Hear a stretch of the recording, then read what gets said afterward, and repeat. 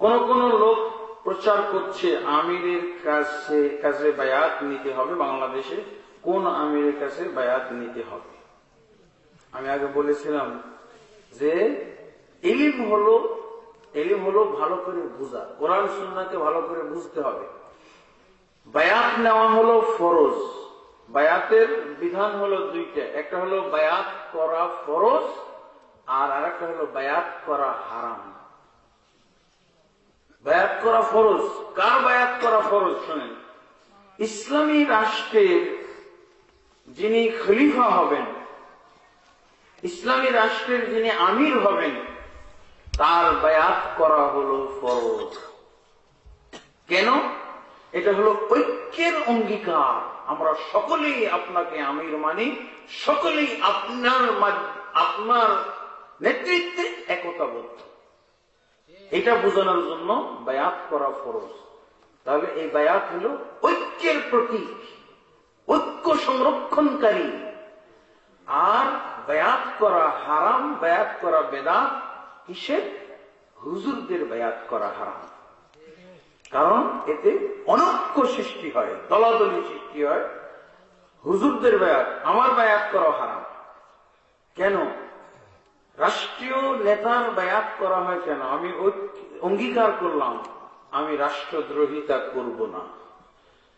ইসলামী রাষ্ট্রের খলিফার ভাতে বায়াত করলাম আমি শিরক করব না, কুফরি করব না, আমি মুরতাদ হব না।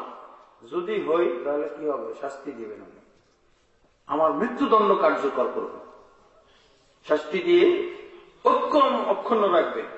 আর যদি আমি, তাহলে দেখেন, এই জন্য আল্লাহ রাসূল বায়াতকারী ব্যক্তি, বায়াত নেওয়ার ব্যক্তি একজন থাকবে, একটা যুগে অথবা একটা রাষ্ট্রে একজন থাকবে।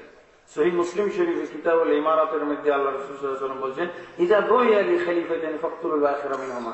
যখন দুইজন খলিফার বায়াত করা হয়, তাহলে দেখো, তারিখ মিলিয়ে দেখো কোনজন পরে বায়াত নিয়েছে মানুষের, ওকে হত্যা করো। দুইজন থাকতেই পারবে না, দ্বিতীয় জনকে হত্যা করার নির্দেশ। একটাই মাত্র শাস্তি, তাকে ক্ষমা করা হবে না। যদি সে একমাত্র তওবা করে যে আমি বায়াত নিয়েছি, যতজন বায়াত নিয়েছে আমার সকলকে নিয়ে আমি পূর্বের আগে যিনি বায়াত নিয়েছিলেন তার আমি বায়াত নিব, তাহলে তাকে ক্ষমা করা হবে, অন্যথায় তার মৃত্যুদণ্ড। দ্বিতীয় জন হলেই দ্বিতীয় জনের মৃত্যু শাস্তি হলো মৃত্যুদণ্ড।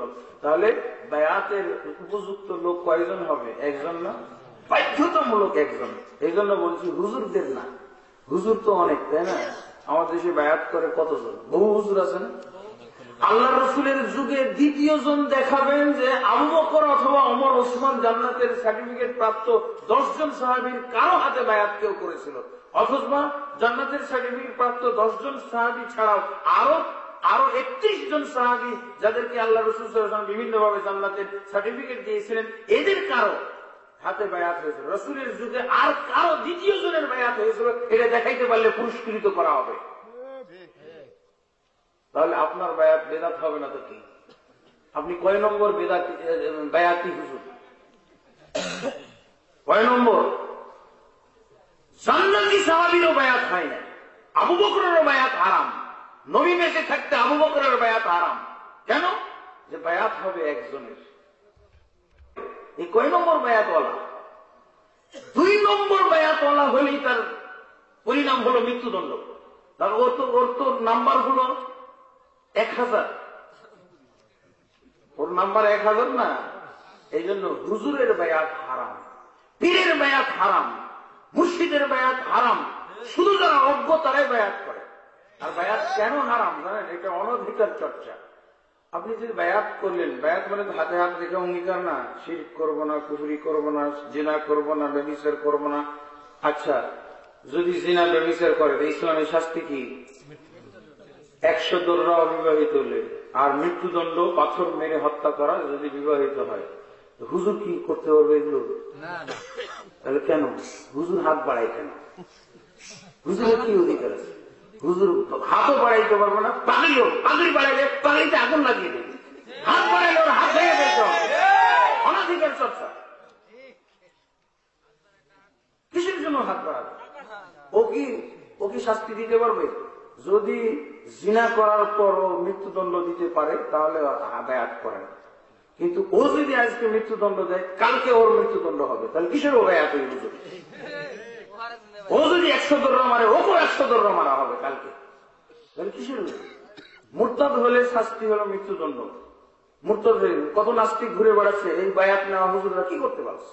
কিছু করতে পারে? এই নাস্তিক গুলো যে ঘুরে বেড়াচ্ছে, নাস্তিক গুলো যে বুক ফুলিয়ে কথা বলতেছে, এই হুজুর গুলো কি করতেছে? বায়াত তো বহুত দিচ্ছে, এই বায়াত দিয়ে কি কাজ? বায়াত ফালতু বায়াত, বেদাতি বায়াত এগুলো। এই জন্য বলেছিলাম বেদাত বায়াত হলো ফরজ, জাগা মতো বায়াত হলো ফরজ। এখন হুজুররা ব্যাখ্যা দেয় কি জানেন? বলে কি আল্লাহ রসুলের হাদিস, মান মাতা ওয়ালাইসা ফি উনুকিহি বায়াতুন মাতা মিতাতান জাহিলিয়া, যে ব্যক্তি মৃত্যুবরণ করে তার ঘাড়ে কোনো বায়াত থাকে না, সে ব্যক্তির মৃত্যু হলো জাহিলি মৃত্যু।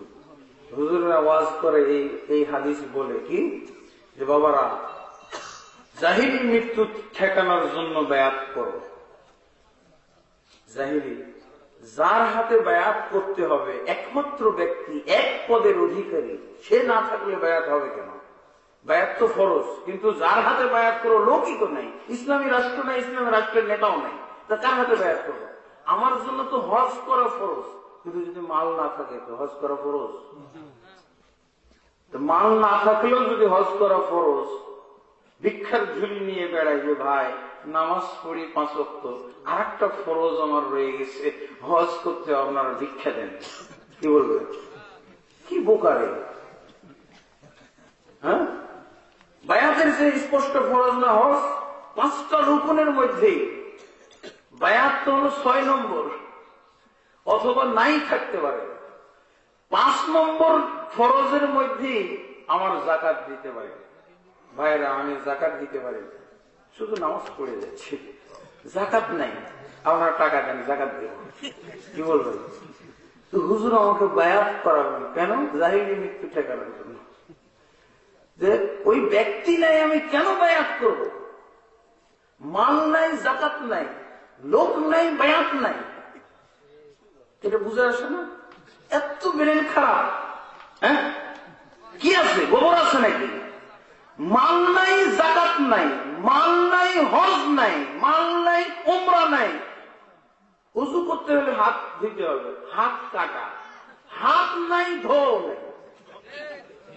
কিন্তু সোজা কথা এত বড় হুজুরও বুঝে না, চাকরি এত বড় কিন্তু বুঝে না। বায়াত নেওয়ার জন্য সবকে ডাকতেছে, পরেশান করে মারতেছে হুজুর। এই যে একটা আসছে চট্টগ্রামে, এই যে বললাম না সকাল 7টার ফ্লাইটে কিন্তু আমি গেলে 9:30টায় যে সেমিনার হচ্ছে চট্টগ্রামে, সেটা আমি ধরতে পারি, কিন্তু বলছে হুজুরের আওলাদের রসুল পাকিস্তান থেকে এসেছে, সেই আওলাদের রসুলের সম্ভাষণ জানানোর জন্য সারা চট্টগ্রাম শহর একেবারে লোকে লোকারণ্য হয়ে যাবে, কোনো জায়গা খালি থাকবে না। 1 কিলোমিটার জায়গা যাইতে 3 ঘন্টা লাগবে, 12টা পার হয়ে যাবে। এই জন্য আবার টিকিট করা হলো। দেখছেন এত বড় হুজুর অজ্ঞতা গিজগিজ করতেছে মাথায়, অজ্ঞতা পরিপূর্ণ, গোবরের মতো অজ্ঞতা পরিপূর্ণ। কিসের তাহের শাহ এসেছে আওলাদের রসুল, একজনই নাকি আওলাদ। আওলাদ হলো বহু বচন, অনেকগুলো সন্তানকে আওলাদ বলা হয়, ও একাই আওলাদের রসুল। ভাষাগত দিক থেকেও বেদাতি, ভাষাগত দিক থেকেও বেদাতি, ইলমের সে এতিম না, হাদিস বুঝে, হাদিস বুঝলেও বায়াত নিতে আসতো পাকিস্তান থেকে।